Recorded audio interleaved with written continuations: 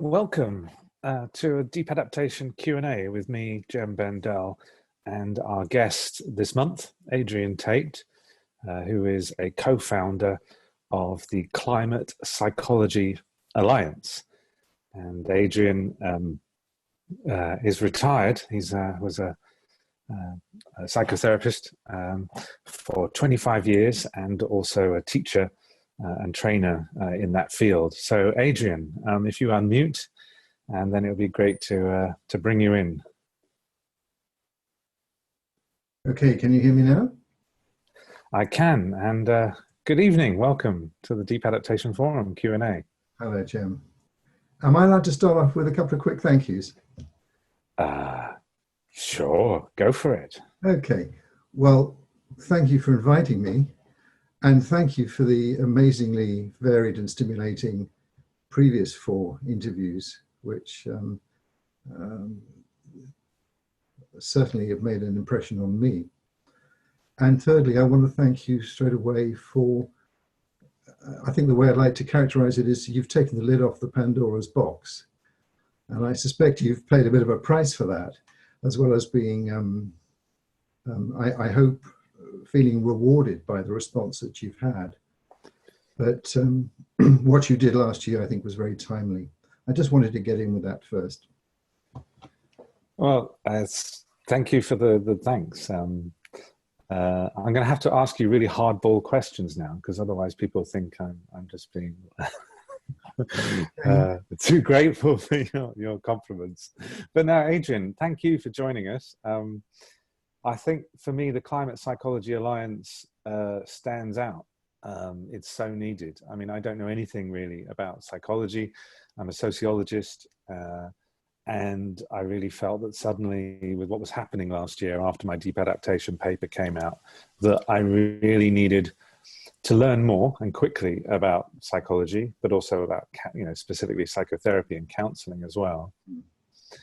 And I think our first interactions about a year ago now, I think I wrote you an email saying help with a number of people who were getting in touch and the really difficult emotions. So I really, how you all swung into action in terms of developing support services for people who are engaged in this very difficult agenda. So thank you very much. You've been a great stimulus and a great challenge. Good. So Adrian, I was wondering if you could tell us a little bit about this Climate Psychology Alliance and how it came into being and what's its purpose as you see it. Okay. It was triggered for me by hearing a talk by an eco-psychologist back in 2007. I'd not heard of eco-psychology before, but it hit me like a thunderbolt, and I started thinking there is so much that the field of psychotherapy could contribute to this massive issue of climate change and climate engagement. And I hadn't heard a word at all of anybody working on that. I later discovered that there were in fact some pioneers, but very few.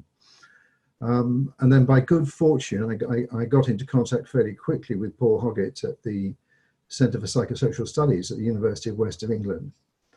And he was ready to do something in this field, and we set up a conference in 2009, which was very well attended, and that then led by a process of a gradual process over about 3 years to the formation of the Climate Psychology Alliance. One of the reasons for using that term alliance was that from the word go, we wanted it to be a broad church, so inclusive of many psychotherapeutic voices, but also that it would involve, as best we could manage it, an integration of psychotherapeutic thinking and practice and psychosocial studies, and that, I think, those twin roots were absolutely critical to the development that CPA has managed since. I'll use that abbreviation henceforth. Okay, good. And you've explained a bit of the process, and a bit of like how it happened. But Your own personal story. What brought you to that point, really? As somebody, you worked in the NHS and in private practice. Yep. And what drew you to actually looking at, looking at climate in particular, and the relationship between climate and psychology? I was, before hearing that talk that I mentioned in 2007, I was starting to feel increasingly concerned, but didn't have any sense of there being an interface between the issues thrown up by climate change and psychotherapy. And as I say, it suddenly hit me. And one of the things that psychotherapists like to say is that our work involves thinking the unthinkable, or perhaps I could add, bearing the unbearable. And I'm not saying that I was the first person to discover this, but certainly it was what got me going, was the thought, well, we've got the mother of all unthinkable problems here, because our very existence is under threat. The mainstream values and notions of progress of our culture are driving us towards that very dangerous place. People don't, on the whole, like to feel they're part of something bad. They want to feel good about themselves. And the first area of concern which CPA worked on, and which has remained at the heart of things right through, is the problem of denial. And what I began to realize was that we have well, what's subsequently been called a super wicked problem, all sorts of cognitive issues to do with it not being a particularly tangible thing, not for most of us in the rich world, but a lot of emotional difficulties as well. Right. You just said something there about bearing the unbearable. Mm. Is that something that exists as a phrase, a dilemma, an issue within psychology or psychotherapy before? I presume so, because it's a phrase that is coming up quite a bit in conversations I'm having with people around the climate predicament, where they say, this feeling I have about the future being so bleak, also so uncertain, but also something that I don't seem to really have much ability to influence, that is unbearable. And I can't sit with that. I need a way out of the unbearability. Mm. So I was wondering, is that something that is you face in other realms as in psychotherapy in the past, before climate came along? Very much so, but I think that in this context we have a particular problem with agency. When someone comes for psychotherapy with their own personal problems, that they may have a lot of complaints about a lot of experiences and a lot of other people, but usually for them to pitch up for psychotherapy, they have some recognition that the responsibility for dealing with the problem is their own. So that's the big difference certainly with what you've just highlighted, which is that a major feature of what burdens people when they're grappling with eco-anxiety or whatever we want to call it, is that they tend to feel powerless. Mm. That can go in a number of directions, including one of the occupational hazards of the activist of manic activity, which has the subsequent risk of burnout and so on. So there are some really challenging psychological issues that have to be dealt with in finding a personal pathway that is sustainable. Could you say something more about the word manic? When you use that word, is it just in terms of like the everyday usage, or is it whenever I talk to anyone in your profession, I wonder whether a word has a certain psychoanalytic term as a defense against very, very painful and in this instance helpless feelings. So a mania. So a mania of doing as a way of disavowal or denial of a situation. Is that right? Yeah, when we use the term manic in psychotherapy, it tends to be a defense against depression or some other feeling of that kind. I see. So I'm wondering then, because I have started, someone shared an article which came, I think, from, uh, it was basically suggesting that, and I think I shared it with you, Adrian, as well. It was suggesting that we have the problem of learned helplessness in relation to climate. And I didn't really know what learned helplessness was. I had to Google it and look it up. But the idea then that people could actually get depressed because they don't feel any sense of agency when looking at our climate predicament. And therefore some of the guidance being offered to practicing psychotherapists was to help people that are presenting with, as you say, what do we call it? Eco-anxiety, climate anxiety, climate trauma, people who are expressing difficult emotions around that perhaps you should help them find agency. I'm wondering that can go a number of ways. That can, so I was wondering, what are your thoughts when you see those kind of suggestions being given to the psychotherapeutic profession now? And one of the values, which I think is characteristic of psychotherapy, is patience. I mean, Rebecca Solnit, in her book Hope in the Darkness, said that despair can be seen as a form of impatience. It's the intolerance of uncertainty, of ambiguity, that can actually be emotionally a lot more difficult than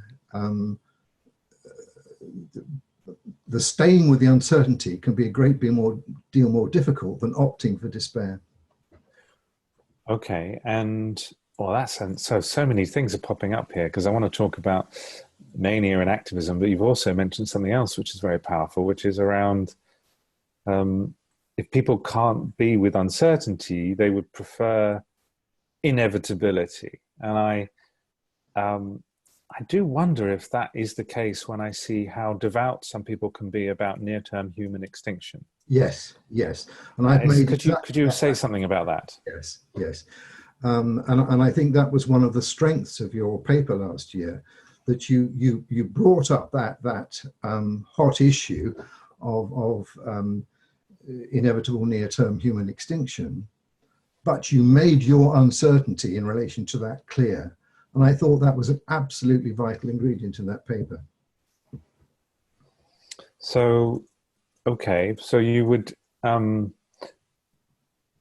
wondering, I don't want to get all couchy about this, as if we're trying to put our fellow community members on the couch, but you would talk to people in terms of if they are finding a sense of almost like confidence, but they're certain that we're going extinct soon as a species, you would invite them into thinking, what does that view do for them? And how would you talk people through that, just to help them reflect on why they're seeing the world that way? Out of that, didn't you?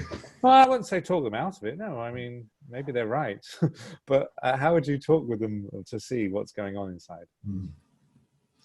Well, that points to another of the values of psychotherapy, which is that you listen, you try as much as possible anyway to listen without an agenda. You really do let the other person lead the way with their issues, and you as far as possible, you try to contain your own desire in the matter, and then there comes a moment when it's clear that some intervention will be helpful, and you can share your thoughts, but it's a pretty firm principle of psychotherapy that you're not trying to impose any kind of an agenda. So, you're going into it with your own uncertainty, which in a way matches the uncertainty of the other. That's how I would characterize it. I see. So instead of advising, because you've been involved in teaching and training psychotherapists, haven't you? Instead of advising them to, if anyone presents with eco-anxiety or climate anxiety, instead of saying, well, let's help them avoid depression through helping them find simple forms of agency, such as join XR or plant your own potatoes. What would you, although important, by the way, important things to do join XR and do plant potatoes. But what else would you do in terms of exploring agency? Or do you think that learned helplessness is an unhelpful framing at the moment when we're looking at climate?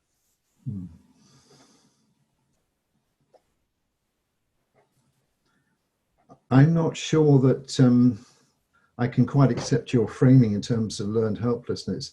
Okay. I think as often as not, what the person has to learn is to be with their helplessness. That's the first step, and that's the legitimate place from which a genuine sense of agency can be discovered. A genuine and sustainable sense of agency can be discovered. The other thing, by the way, I wanted to say, that just occurred to me, was when I spoke about patience. Then I do want to make it very clear that I was talking about the psychotherapeutic attitude, not that we should be patient in the sphere of activism, because one thing I think we can probably all agree is that the time for patience in terms of action is well and truly over. So there's a bit of a tension there. It's interesting what you were saying earlier there about not accepting the learned helplessness framing, and that actually there's a sort of it reminds me of the arguments I hear from some people that our culture is founded on myths of potency, myths of control, myths of the centrality of the human in general, the human species, and the individual in particular. And it's because of that we are so shocked at considering our predicament that we're not in control. So it's very interesting you say there about you invite people to see whether they can be with their helplessness and still find a place of meaning and positivity. Yeah. Are you unusual in your field, having that perspective? No, I'm quite sure I'm not. Bear with me a second. I'm just going to put my light on because the sun's gone down. Yeah, I was going to say something. There we go. Brilliant. Right. Super. All right. Okay, so that's good to hear. You're not at all unusual in that perspective. Okay. So in the depth psychology or psychoanalytic end of psychotherapy, I mean, it's a broad field, and you've given me an opportunity to distinguish us from types of psychology or psychological therapy which involve giving people formulas and directions and nudging them out of their difficulties, or generally helping them to be better adjusted to the system, which I think we'd probably agree in this context is the source of all the problems. I see. So yeah, you're helping me just realize I'm out of my depth. I'll have to look up depth psychology and learn more, but I find it fascinating and so important right now. Because I'm also, as you say, I put my head above the parapet, and there are increasing criticisms of people like me who are expressing a view that climate change is destroying societies already and will continue to do so no matter how much we cut carbon emissions or draw down carbon out of the atmosphere, although those are the good things to do. But people are saying people like me might be inducing apathy or nihilism or triggering depression. Yeah. And yeah, like shame on me type arguments, really. So what's your view on when you read about these?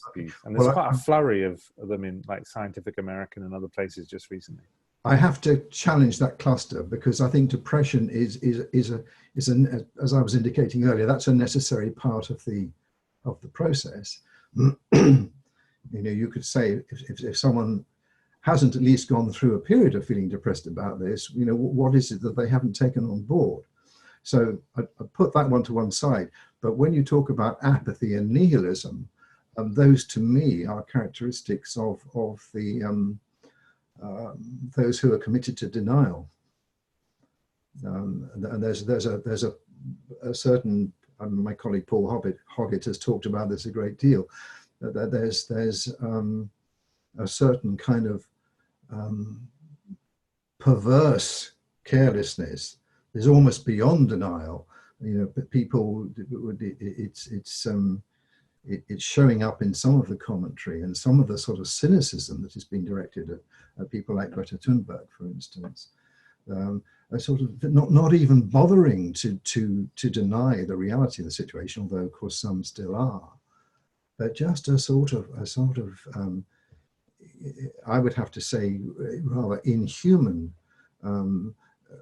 nihilistic lack of care. And another of my very valued colleague, Sally Weintraub, has talked a great deal about the culture of uncare. And that in turn is an instance of the importance of the psychosocial perspective. You know, that we can't really get hold of our individual psychology in any complete way without keeping in mind that we're social beings. But on the other hand, how can we have a thorough sociology or economics or politics without keeping the psychological perspective in mind? So I think two things in tandem are essential. So you don't think that analyses like mine necessarily induce either apathy or cynicism or nihilism? I mean, I don't think they do, but a lot of people seem to be confident in criticizing people who conclude what I conclude. I think you could give yourself a break there and try to remember that how people react will depend on where they're coming from. And people may have those criticisms, but I certainly didn't feel any of that on reading your paper, and I'm not aware of any of my colleagues who have done either. Right. So thank you. And yeah, it has been impressive how much energy and compassion I've experienced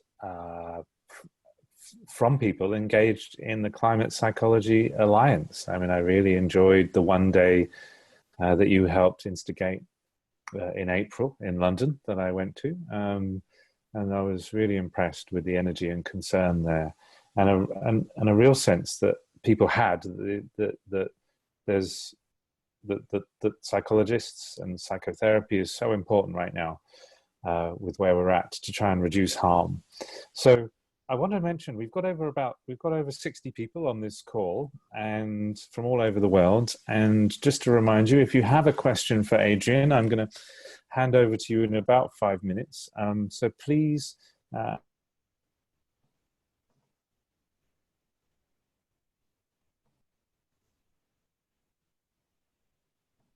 You've frozen from here anyway. Looks like a bandwidth issue.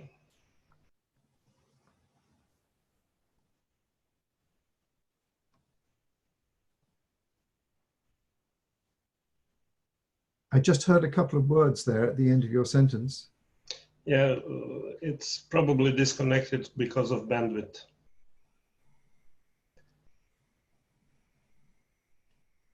He'll be back soon.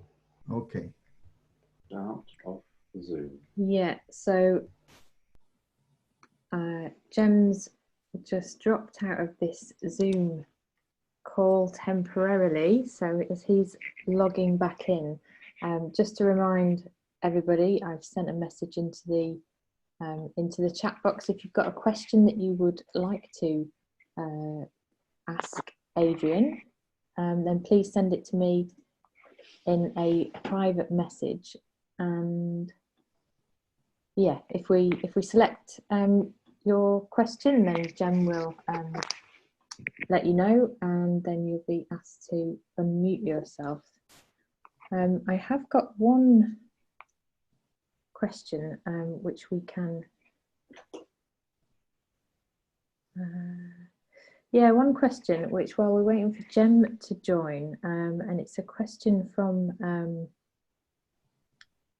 it's a question from Andy, and Andy has asked if we will ask this on his behalf. So Andy's question for you, Adrian, is when do you step over the line from patient explanation of what is going on to shaking people to wake up and stop willfully or ignorantly accelerating climate change fallout.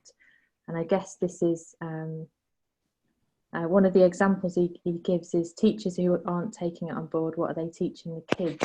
And maybe this speaks to the comment which you introduced to, which is about the ways in which the wider landscape of psychology needs to be on board with a different kind of message.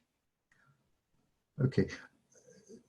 I should make clear that when I was talking about patients earlier, what I was holding in mind was a one-to-one consultation. Our outreach has got, you know, many strands to it, and my colleague Caroline Hickman, who's I know on this discussion, may have a chance to and a wish to add something here. But from what I've picked up, she has led our outreach effort in many different areas, and it's absolutely a case of horses for courses. You know, there are organizations that are, you know, are longing for guidance, longing for challenge, struggling with their version of disorientation, because they find they're somewhere in a messy transition between if I can sort of characterize it very simplistically, you know, I'm thinking in terms of an environmental NGO that has put out a message all the time saying, look, there's this terrible thing happening over here. If you support us, we'll make it better, we'll make it right. I know that's trivializing it, but there is that sort of theme that's been detectable. And there's an enormous amount of rethinking going on. But my guess is that there is not, in the people who are approaching us for consultancy, training, guidance, some sort of therapy group, say, amongst their team, there is not any lack of willingness to grapple with the difficulties. It's perhaps the people who aren't looking for that, who are dragging their feet or very resistant to recognizing the predicament that we're all in. I hope that goes some way to answering the question. Yeah, thank you. And sorry for dropping out there. My Wi-Fi connection died and I had to restart the computer. So everybody do please message Katie. She's waiting there, and then we'll filter your questions for Adrian. But Adrian, before we go back to everybody in the group, I want to hear a bit more about how the Climate Psychology Alliance is changing or has changed, because undoubtedly the field of climate awareness, climate action is changing so fast now in the last, particularly because of 2018, the extreme weather, the terrible news around the world, and also shocking reports coming out from the UN and from scientists and so on. So if you could say how climate psychology has been changing as a field and your alliance in particular. I can at least give you a little bit of a flavor of that. We're changing and evolving at a number of levels. You know, we're a membership organization, and we've got a very lively online discussion group, and new people coming into that group are changing the tone, altering the culture, challenging, you know, established views all the time. That's happening continuously, but more intentionally and going further back. One of the things that CPA has done from the start, which I think has helped to keep it fresh, is that we've embraced a series of themes in collaboration with people who've got something really interesting and important to say. You know, Ecocide, for instance, with Polly Higgins, we had a wonderful event with her some years back. The Culture of Uncare, which I've already mentioned with Sally Weintraub. Radical Hope, which continues to, you know, the idea that there can be a form of positivity that doesn't tip into delusional hope, but also avoids the paralysis of despair. So we've that, and these themes have come in, and we've concentrated on them, and then they've receded a bit, but they've continued to be part of our culture. And the Anthropocene is another one, and one that's a favourite of mine is storytelling, because I think this is where psychology can act as a bridge between science and art, and you know, I think it's a classic case of the devil has the best tunes. That in fact that the the voices of denial have on the whole, I would argue, been much more skilled at tuning into people's emotional functioning, and we're much more emotional beings than we are rational beings.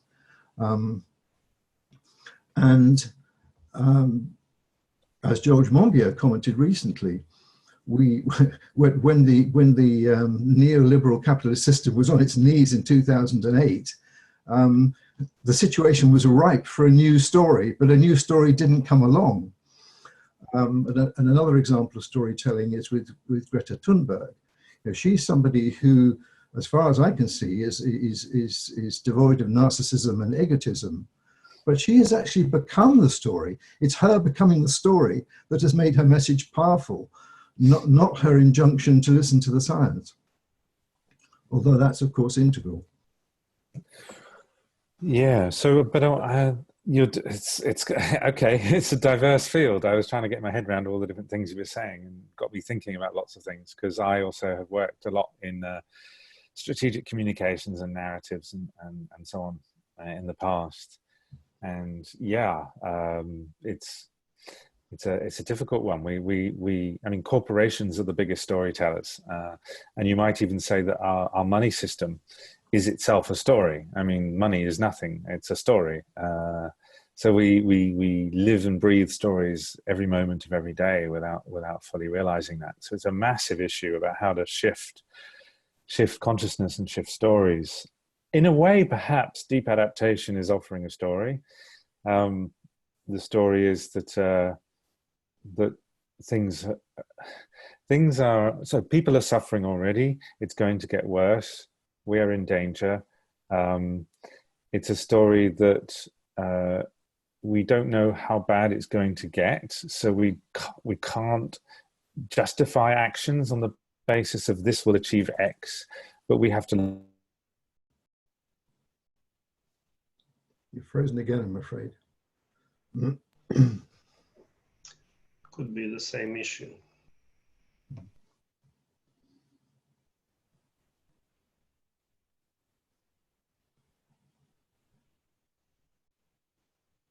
Yeah, we're struggling with the connection here. Gem's disappeared again.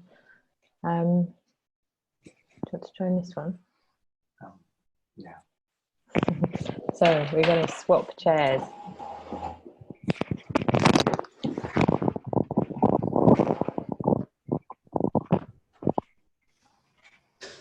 Hello. So now I'm Katie on the screen.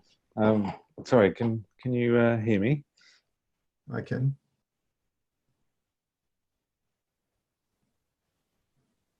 Yes. Okay, you're back.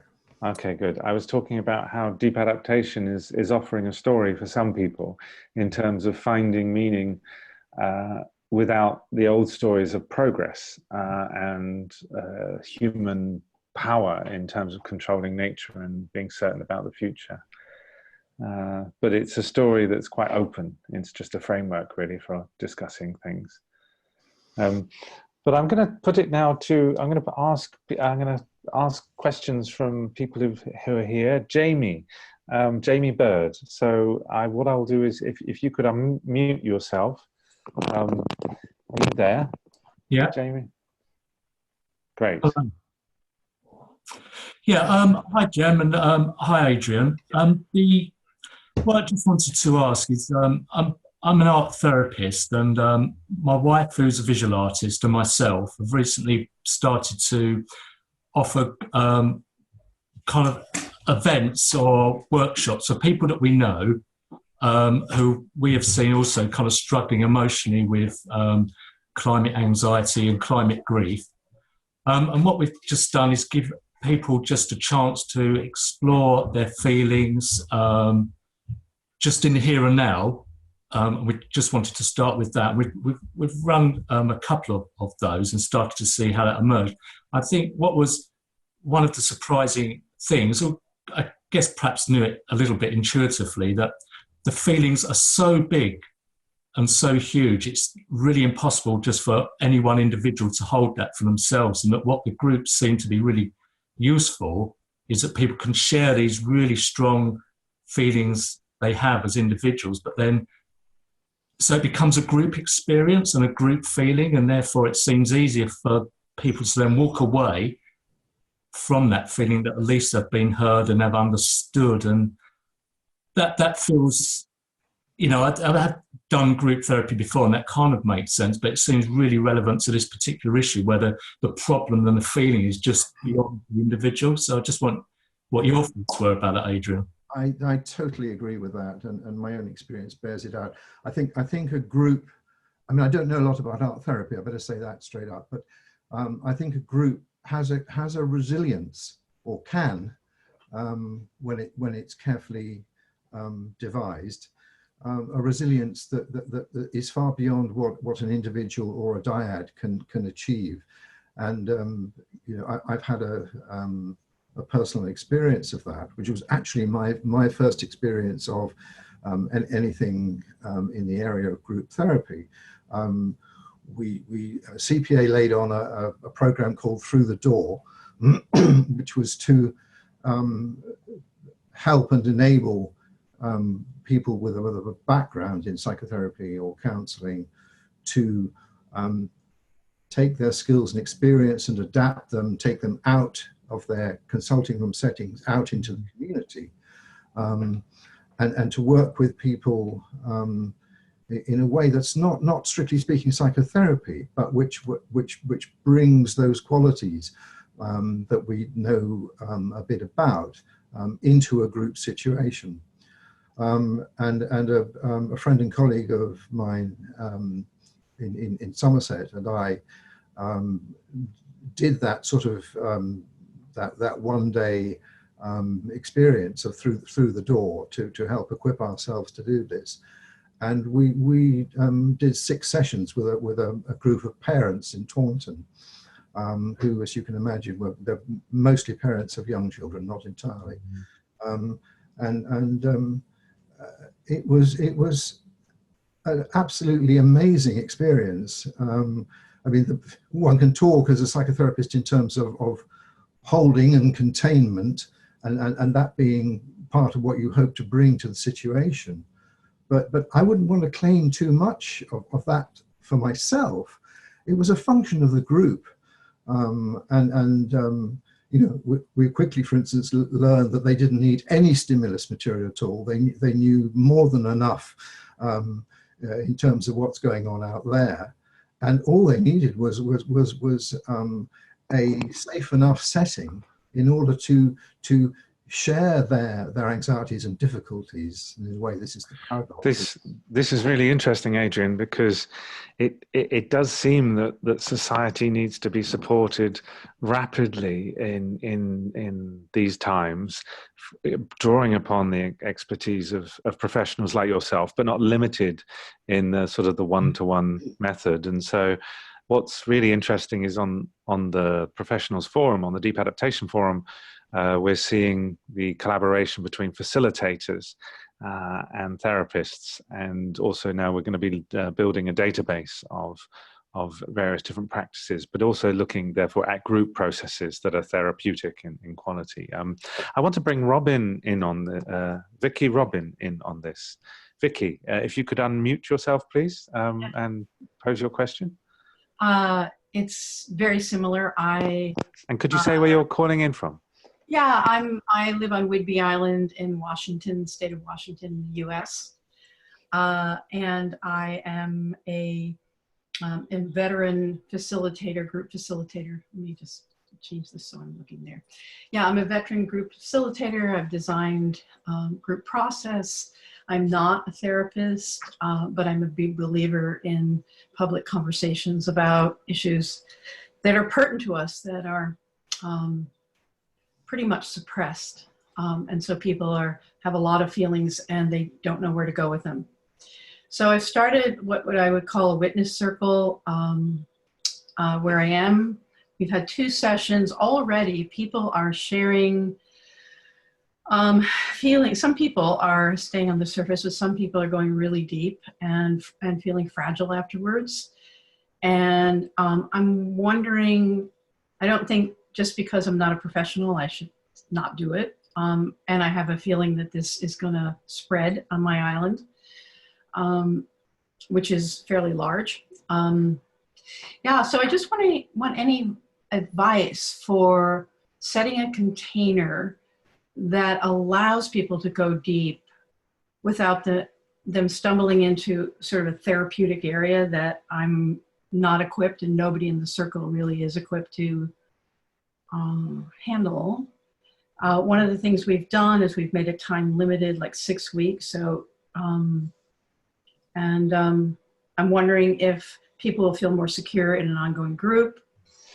I'm just conscious of time because we want to get more people in. Could you just summarize the question for Adrian, please? Thank you. Summarize the question is advice to facilitators who are hosting circles in their community to allow people to speak about their thoughts and feelings about climate. So we're opening. Yeah. Very quick answer. I wouldn't doubt that you have great abilities to deal with this situation. But if you feel in need of something else, there's an autonomous CEPA network in the United States, and it is mostly centered on the East Coast. I don't have the website details with me, but you could get to them through us. You just have to put climate psychology into your search engine to find us. And I know there are people there who would be very happy to engage with you and to support you. And if you feel the need for it, give some guidance on areas of this work that you may lack confidence in.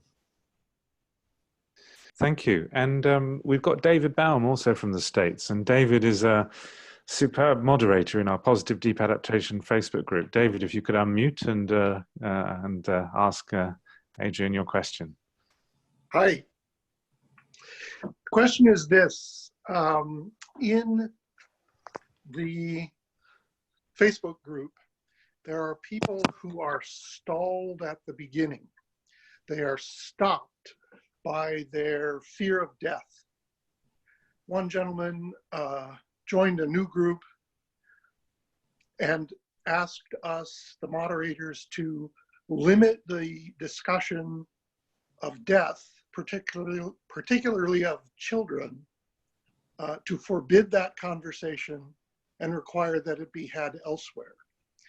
So my question to you is, how are those of us who are lay people and yet find ourselves in a position of responsibility to advise or guide other people, how can we advise them to cope with the fear of death?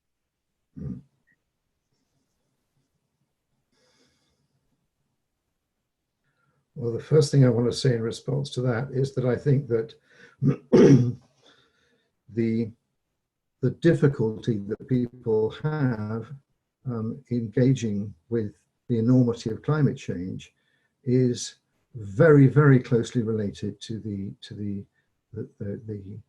dread of death that is a feature of human nature. I think it's fair to put it that broadly.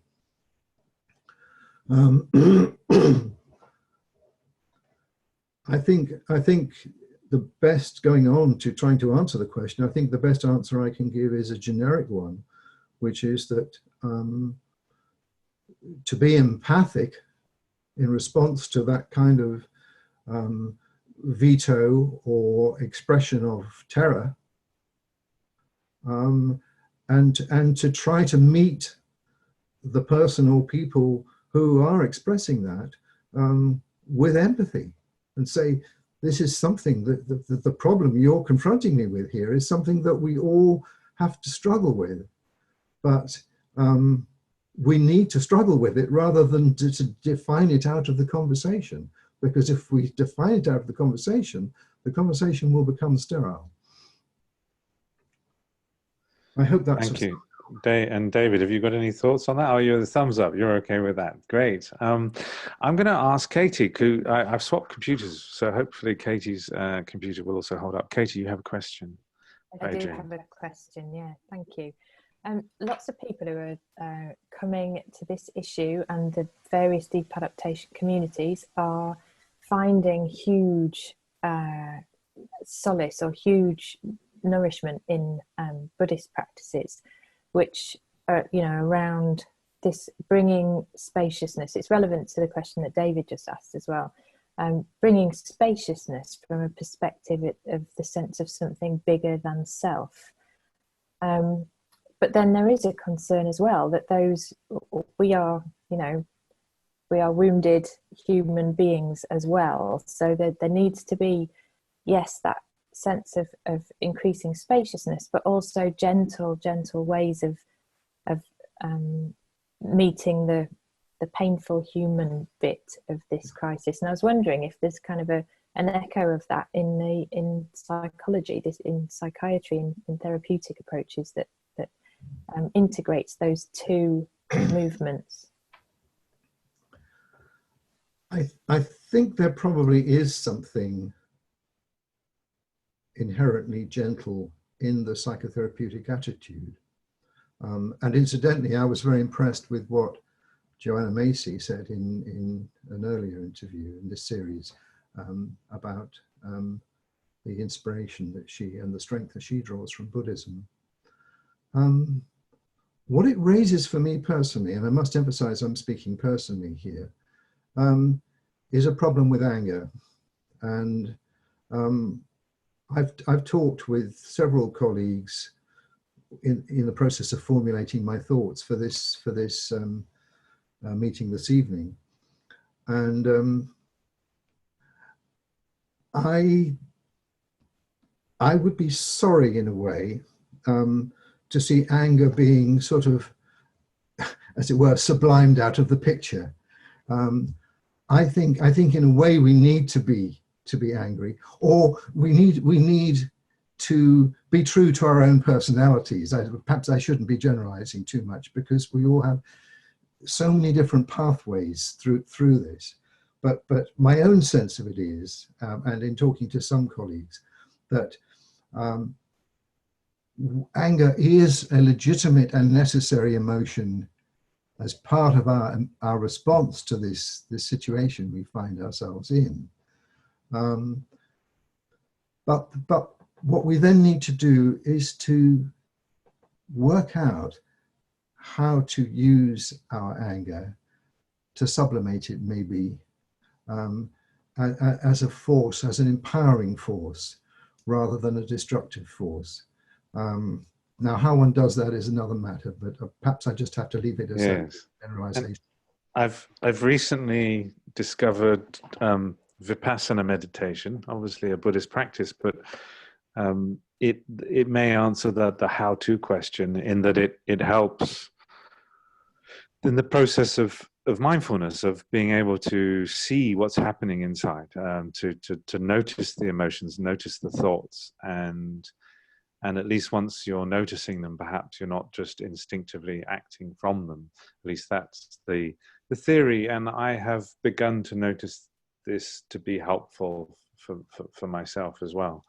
So I've just got back from a Buddhist festival, and it was all about these topics. It was quite amazing. It's called the Green Earth Awakening, and it's run by Buddha Fields, and they're very much focused on deep adaptation, and they feel that Buddhist philosophy and practice is really relevant. Adrian, I'm really interested in, how do you support yourself in this work that you're doing? You've talked about me sort of taking on a burden or sticking my head above the parapet, but you've moved on this early. You know, 2009, and it's 10 years ago now that you since you've really engaged in this. So yeah, and you've just described CPA doing so many things. So yeah, how do you stay well when doing this stuff? Well, I don't always succeed. That's the first thing I need to say. I go through real troughs with this, and I've learned to respect the authenticity of that state. But on the other hand, what you may remember when you asked me for a photo of myself, I sent you one of me with a silly photo with a big parsnip, holding a big parsnip, and that there was Loved it. There was a clue there. I find that growing my own food, making food and drink from stuff grown at home, it's a constant reminder of the generosity of the earth, and that for me is one of the most, well, literally grounding, obviously, and therapeutic experiences possible. Now, yeah, great. That's a purely gardening, therapeutic gardening. I love it. I'm seeing some incredible gardens here in England this summer, and it does feel very nourishing just looking at them, let alone eating the stuff. Yes. So, what would you suggest to people like me then? I worry about doing too much. You talked about mania earlier. I worry that maybe my busyness is a distraction. I also wonder, yeah, I don't want to become numb to this topic as well. And if you're just sort of talking about this stuff day in, day out, I wonder if I could become numb. But then again, it's difficult to stay raw and emotionally vulnerable to all the news and so on. So advice for people like us, well, people on this call. I mean, everyone's stepping up to lead on this agenda now. What's your advice to us? You've triggered a whole cascade of thoughts, so I hope I can respond coherently. One thing I feel in response to that is that although we talk about disavowal, turning a blind eye as a form of denial, something that needs to be challenged. But on the other hand, I think we've all got on-off switches, and they are safety mechanisms to be respected. And I think another thing which you hinted at this, I think it was in your conversation with Deb Ozarko, that you have to give yourself permission to stop when it's time to stop. And I have been doing this for over 10 years now, and I know I'm approaching my point of needing to stop, at least doing things in the way with the intensity that I have been doing. And it's helped to keep me going, to remind myself that I have that freedom, I have that choice. And paradoxically, I think that has enabled me to find fresh energy and inspiration. Yeah, on-off switches. I think I'll remember that. Thank you. I know that you've got your colleague Caroline Hickman on the webinar as well. And Caroline, I was just wondering if you would anything you would love to or like to add to the conversation from your perspective, working with Adrian in the CPA. If so, just unmute yourself and say hello. And it's good to see you on the call. Hi, have I managed to do it correctly? Yes, I can hear you loud and clear. Amazing. It's really interesting conversation, and I'm really also interested in the chat that's going on alongside it. So there's quite a lot of activity going on out here, which is really interesting. I think one thing I'd really love to add is just a little bit of a comment around the kind of the solar heroic kind of, looking for those stories of conquering and winning and defeating. And that there are alternatives, which is going into the more feminine lunar stories, where we kind of allow ourselves to get lost and wander about in forests of these things at the moment. So it's another kind of image, it's another metaphor, it's another storytelling that we can do. So I just wanted to kind of bring that in, that a lot of what CPA is about for me, and a lot of the work that we're doing with the workshops out there with people, is about introducing and giving people space in which they can be confused and explore and then find their way through this for themselves. That these are unprecedented times, so we need new unprecedented stories to discover that. Interesting. So it's going another step further than just being able to bear the unbearable or bear uncertainty. It's to say, there's some wonder, there's some mystery here in this uncertainty and the uncharted or unmapped times that we're in. Absolutely, and there are new things to discover. So there's new relationships between parents and children, for example. A lot of people are asking me how to talk to children about the climate emergency. And I sort of often come back without trying to be too sort of clever and say, well, let's learn to talk with children and let's learn to listen to children about the climate emergency. And in doing that, we're developing new ways of parenting and new ways of being in our families around this. So without being too Pollyanna-ish, I think there are opportunities here for co-creating new narratives. That's interesting. It reminds me of something powerful that Joanna Macy said on one of these calls, where she said, this is an exquisite time to be alive. Yeah. And it was like really flipping the way of thinking about this moment. And that's not to deny how much suffering is happening right now around the world. And no, but yeah, it's to see it also as an opportunity for evolution of self, and maybe for exploring the meaning in that suffering. So it's not about denying the suffering, but it's also about not sort of indulging in it either. So it's moving from this kind of either or way of thinking to a sort of both and. We can suffer and connect in community with others. That's really helpful. Thank you, Caroline, for chipping in there. Thank you for pulling me in. All right. So then, Adrian, any final comments as we now wrap up? We're on the hour, 8 p.m. here in the UK. I am very happy for us to end with that last contribution. Great. And that shows the spirit of collaboration I've experienced from engaging with yourselves in CPA. It feels really like you sent, it's the alliance that you talked about, Adrian, and I think it's embodying that philosophy of collaborative leadership, emergent leadership, distributed leadership. Everyone can find something to do at this unusual time.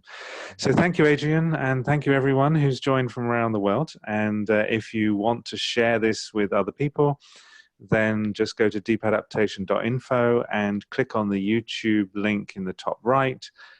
This video should be online within 48 hours. So thank you, and I hope to see you all again next month with our next guest. All right, bye-bye. Bye-bye.